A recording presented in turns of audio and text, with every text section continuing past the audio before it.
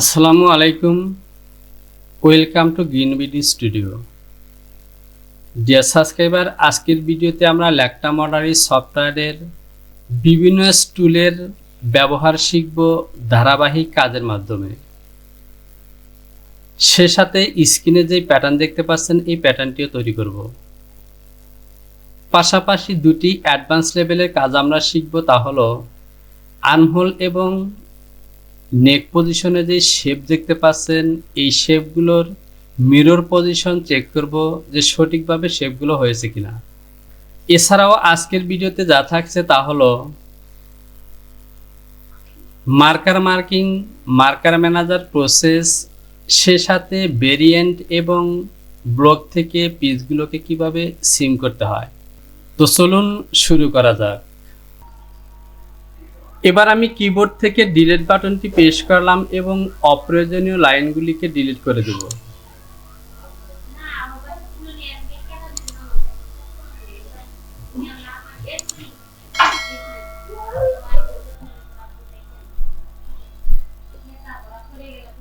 Adjust two line selection করলাম এবং এই লাইনগুলিকে অ্যাটাচ করে দিলাম।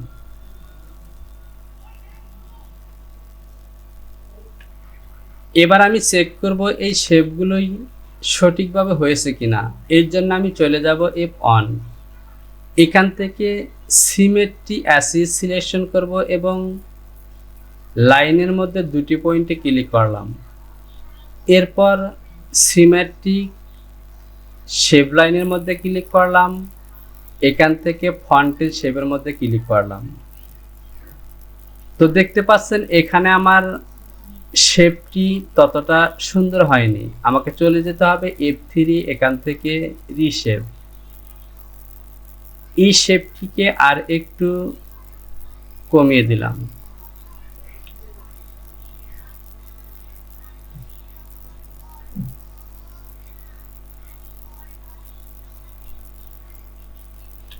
আমি লাইনগুলি ডিলিট করে দিলাম।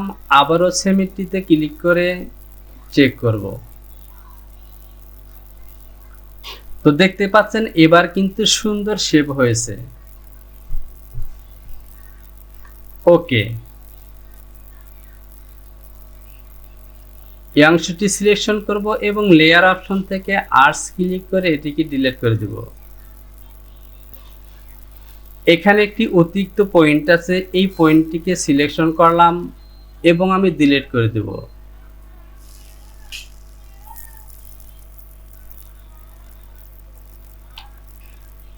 ওকে,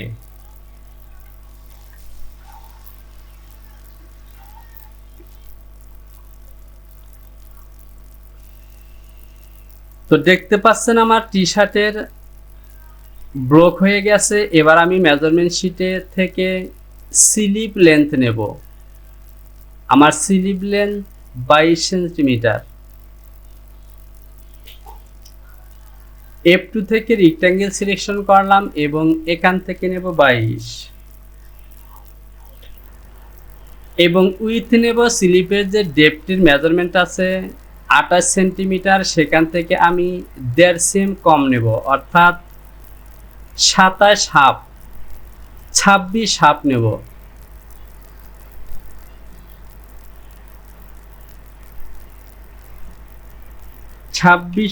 হাফ, সরি 26 নয়, এখান থেকে হবে আর্মহোল ডেপথ 24 থেকে 1.5 সেন্টিমিটার বাদ দিলে 22 হাফ হবে। এখানে হবে 22 হাফ। এবার আমি এখান থেকে আর্মহোলের যে এলিমেন্ট আছে এর মেজারমেন্টটি শো করব।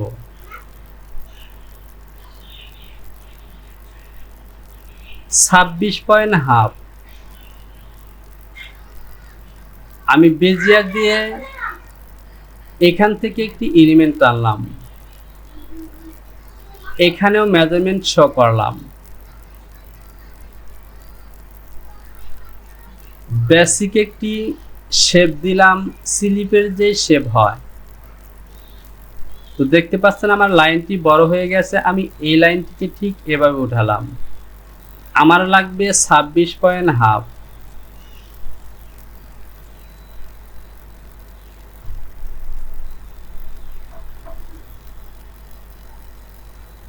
তো দেখতে পাচ্ছেন 26.5 হয়ে গেছে। এখান থেকে স্লিপ ওপেনিং এর মেজারমেন্ট যদিও দেওয়া নেই, আমি এখান থেকে দিয়ে নেব। এখান থেকে দিলাম আমি 18। F3 থেকে ইনসার্ট সিলেকশন করে এই পয়েন্টটিকে ইনসার্ট করে দিলাম। F1 থেকে বেজিয়ার সিলেকশন করে এ বরাবর লাইন টেনে দিলাম। F4 থেকে সিম সিলেকশন করলাম। এ হলো আমার স্লিপ, এটি হলো আমার ফন্ট এবং এটি হলো ব্যাক। F5 থেকে সিমেট্রি টু পিটিএস, এই দুটি পয়েন্টে ক্লিক করলাম। একইভাবে ব্যাক পার্ট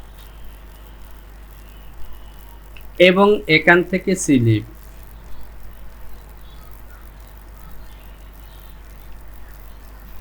অতিরিক্ত এই লাইনগুলিকে আমি ডিলিট করে দেব। হাফ পিসগুলিকেও ডিলিট করে দিলাম। F4 থেকে লাইন সিম সিলেকশন করলাম। আমি সিম অ্যালাউন্সে দেব 1.2। স্লিপের মধ্যেও দিয়ে দিব। স্লিপের হেম পজিশনে হেমিং করার জন্য এখানে সিম অ্যালাউন্স দেব 2.5। বডিতেও 2.5 দিলাম।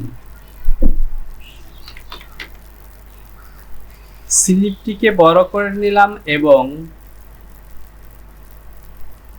F4 থেকে কর্নারটিকে চেঞ্জ করে দেব, অথবা এখান থেকে নেক্সট সেমিস্ট্রি, আবারও চলে যাব প্রিভিয়াস সেমিস্ট্রি। F2 থেকে নোটস সিলেকশন করলাম এবং এখানে একটি নোটস মার্ক দিয়ে দিলাম।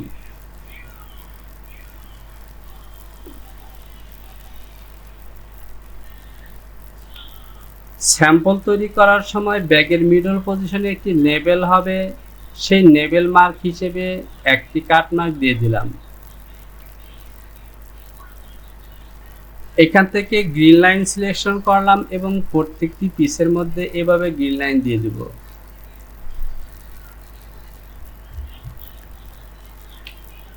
তো দেখতে পাচ্ছেন আমার টি শার্টের ফন্ট, ব্যাগ এবং স্লিপ টোটাল কাজটি কমপ্লিট হয়ে গেছে।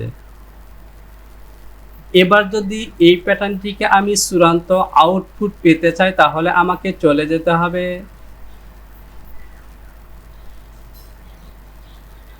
F8 থেকে ভেরিয়েন্ট। বাম সাইডে উপরে কর্নারে একটি ঘর চলে এসেছে ভেরিয়েন্ট, এখানে আমাকে ভেরিয়েন্ট নাম দিতে হবে। তো ভেরিয়েন্ট নাম আমি মডেল নাম্বারটি দিব, অর্থাৎ স্টাইল নাম্বারটি দিব T005 TEE005। ইন্টার প্রেস করলাম। এই ফাইলটিকে ক্লোজ করা যাবে না, মিনিমাইজে ক্লিক করে রাখলাম। এবার আমি ক্রিয়েট পিস আর্টিকলস, লক্ষ্য করুন বাম সাইডে নিচে ক্রিয়েট পিস আর্টিকলস, পিসের মধ্যে ক্লিক করব। এটি হলো ফন্ট, এটি হলো ব্যাক এবং স্লিপ। এরপর আমার মিনিমাইজ করা ফাইলটিকে ওপেন করব। এখান থেকে কিবোর্ড থেকে হোম বাটনটি দুবার ক্লিক করব। দেখতে পাচ্ছেন আমার পিসগুলো চলে এসেছে। এবার আমি এটিকে ক্লোজ করে দিব। File, save, continue. তো প্রিয় টপার, আজকের ভিডিওতে আমরা ধারাবাহিক কাজের পাশাপাশি একটি অ্যাডভান্স লেভেলের কাজ শিখলাম, তা হলো সিমেট্রি দিয়ে প্যাটার্নের শেপ চেক করা। ভিডিওটি শেষ করার আগে আপনাদের কাছে আমার একটি প্রশ্ন, আর প্রশ্নটি হলো একটি টি শার্টের কয়টি পার্টস আছে তা অবশ্যই কমেন্টস বক্সে কমেন্টস করে জানাবেন। সে সাথে পরবর্তী টিউটোরিয়ালটি দেখার আমন্ত্রণ জানিয়ে আজকের মতো এখানেই শেষ করলাম। সবার জন্য রইল শুভকামনা। আল্লাহ হাফেজ।